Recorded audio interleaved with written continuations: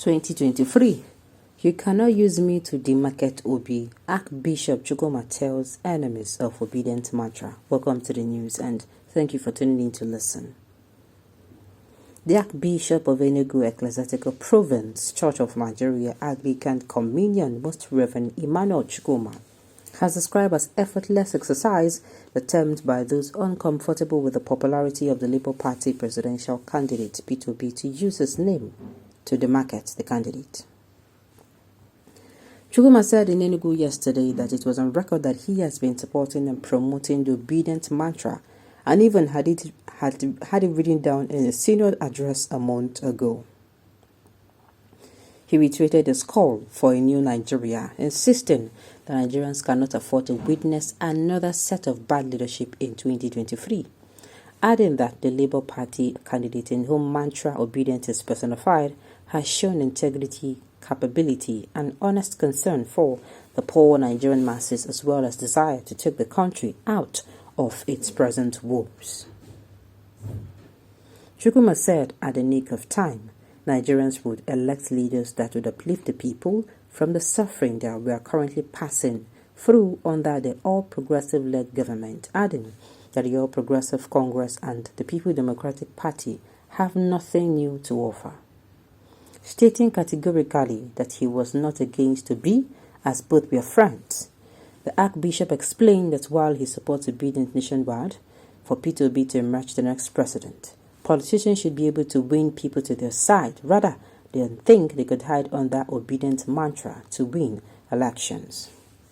He said, "There is no doubt that I said both Atiku and Tinubu expired and they have no new things to offer us. And I talked about being obedient nationally. But the situation is that living in Enugu and seeing what has happened in the past years when the People Democratic Party has been in power for years and other parties have not surfaced until now, Enugu as it has been so entrenched into the People Democratic Party, and one wonders how obedience will work in governorship and legislative elections. I totally support obedience nationally, but state-wise, I'm talking about personalities in the state, and I do know that those in the state that are not corrupt will be endorsed and voted by us. Everybody have their own conscience and right to vote to express themselves. We are praying that the right people under God will come up in this nation to vie for position that will make Nigeria to be better.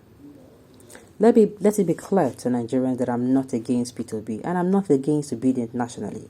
But state-wise, obedience may not work because it is going to be a matter of personality and not a matter of party.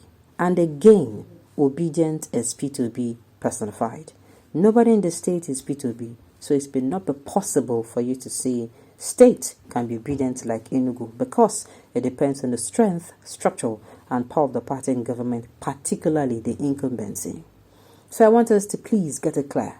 All those who have been writing things against me should know that by the grace of God, nobody has settled me and nobody can settle me. I have not received money from anybody. I'm only expressing myself with what I've observed and seen. Okay, this bishop is coming out to clear the air, said they have been using his name. The fact that he said nationally he's going to be supporting, the obedience movement, but when it comes to state-wise, that he is going to be, they're going to be going with personality. And that does it. Now, this is why I have been saying that I hope that the way we are active nationally, we're active on these national elections. Everybody is talking about this presidential. The presidential election has to do with all of us. Everybody is going to be involved. All who has their voters card, will come out and be involved in the presidential election. But when it comes to the state election, people tend to fall back. Then, even when it comes to the local government election, some people do not even care. Then even when it now comes to the councillor, some people do not even reason along that line at all. I'm telling us that this time around, we should not just have this political activeness, or we should not only be awakened just because of the presidential election. Because at the end of the day, I've said it before, imagine if you have one good man at the center, and others around him do not have unity of purpose. Do you know that it is going to be difficult to work with them? But if you have one man at the center of affairs who is able and capable to work for Nigeria, who has that willingness, I want Nigeria to be better. And he comes in and work. And then, state-wise, we elect not just party. We elect just like, this presidential election where people are saying elect personality and not party. You elect or put in somebody or vote for someone who is willing to make the state better. He has shown you people that he knows his onions and has done his homework, meaning he knows the problem as well as solution and has strategies. He has a blueprint of working you through the solutions to the problems in the state. And then even at the local government level, you have someone as well who has this burning zeal to make his local government better. His personality is okay. He's checked, you have checked him, he's fine. He's supposed to be in that position. He has been given a position before, and he has delivered.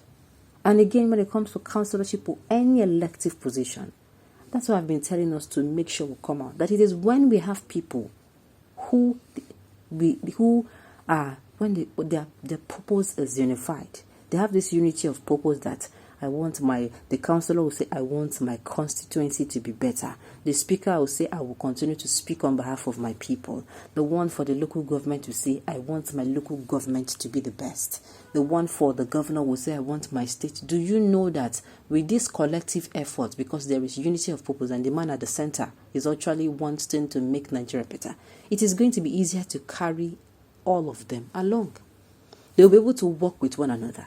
But if we relax after this presidential election, somebody even brought it to our notice that, do you know that if, let's say for instance, this obedient movements now, maybe let's say peradventure they win the election.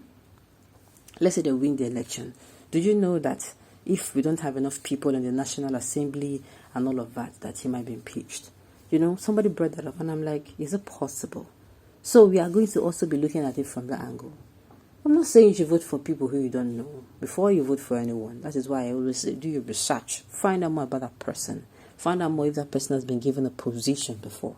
If the person has been given a position before, how did that person score in his position? Will you give him a 50 over 100? Will you give him a 70 or 80 or 90 over 100? Or will you give him 30 or 40 or 45 or 25 over 100? That is now when you now get up and, vote for that person. All right. What many people do not know that his presidential election is coming first before governorship election. By God's grace, if P2B is elected as the president of the Federal Republic of Nigeria on the first Saturday of election, if the obedient wins, before the next Saturday that the governor election will take place in Nigeria, power must change hands in many states. Surely, majority of the states will vote for obedient. Even State House of Assembly. That is the really revolution that we're talking about. So help us God. Okay? Hopefully it works like this, for, your candidate. If your candidate is the kind of candidate that really wants Nigeria to get better. Okay, on this note, you've come to the end of your notes. We say thank you for turning in to listen. Until I come your way next time, enjoy the rest of your day.